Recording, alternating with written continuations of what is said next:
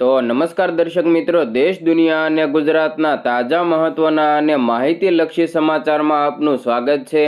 દર્શક મિત્રો, દેશ અને વિદેશમાં ઘટતી અવનવી ઘટનાઓની માહિતી તેમજ રાજનીતિને લગતા અને ખાસ કરીને ખેડૂત મિત્રોને લગતા સમાચારોની અપડેટ સૌથી પહેલા મેળવવા માટે અમારી ટ્રેન્ડિંગ ગુજરાત યુટ્યુબ ચેનલને અત્યારે જ સબસ્ક્રાઇબ કરી લેજો અને બાજુમાં આપેલા ઘંટડીના નિશાનને પણ પ્રેસ કરી દેજો, જેથી અમારા અવનવા વિડીયોની અપડેટ સૌથી પહેલા તમારા સુધી પહોંચી જાય।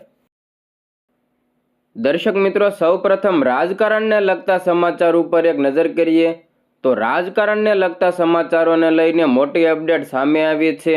હા દર્શક મિત્રો, ગુજરાતમાં આવનારી 2027ની વિધાનસભાની ચૂંટણીને લઈને રાજકીય હલચલ વચ્ચે વડોદરા જિલ્લાના સાવલી મત વિસ્તારના ધારાસભ્ય કેતન ઈમાનદારે મહત્વપૂર્ણ નિવેદન આપી દીધું છે।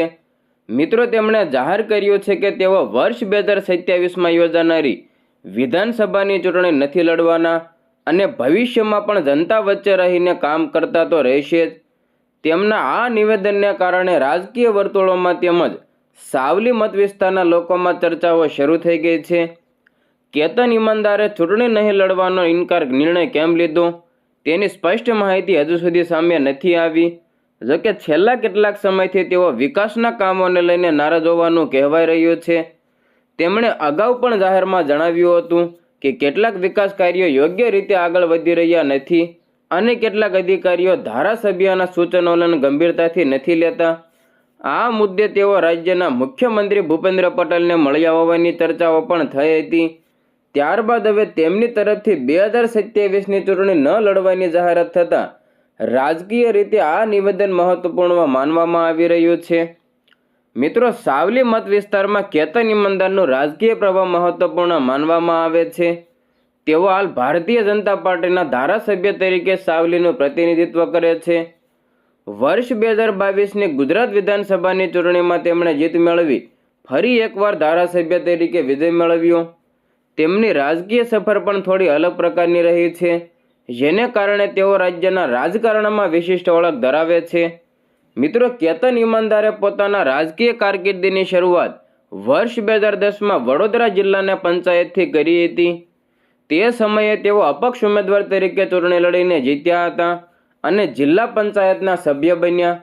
ત્યારબાદ 2012ની ગુજરાત વિધાનસભાની ચૂંટણીમાં તેઓ સાવલી મત વિસ્તારથી અપક્ષ ઉમેદવાર તરીકે મેદાનમાં ઉતર્યા અને વિજય પણ મેળવ્યો। તે ચૂંટણીમાં તેઓ સમગ્ર રાજ્યમાં જીત મેળવનાર એકમાત્ર અપક્ષ ઉમેદવાર હતા। તેમણે તે વખતે કોંગ્રેસના ઉમેદવાર ખુમાનસિંહ રાયસિંહ ચૌહાણને હરાવ્યા હતા અને નોંધપાત્ર મતોથી જીત મેળવી હતી। પછીના સમયગાળામાં તેઓને ભારતીય જનતા પાર્ટીને ટેકો આપ્યો અને ભાજપ સાથે જોડાયા। ત્યારબાદ તેઓ ભાજપના નેતા તરીકે સાવલી વિસ્તારમાં રાજકીય રીતે સક્રિય બન્યા। હાલમાં પણ તેઓ સાવલી મત વિસ્તારમાં વિકાસના મુદ્દાઓને લઈને સક્રિય જોવા મળે છે।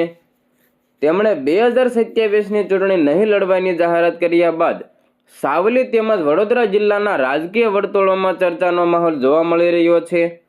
સ્થાનિક સ્તરે પણ લોકોમાં અનેક પ્રશ્નો ઊભા થયા છે કે આ નિર્ણય પાછળનું વાસ્તવિક કારણ શું હોઈ શકે।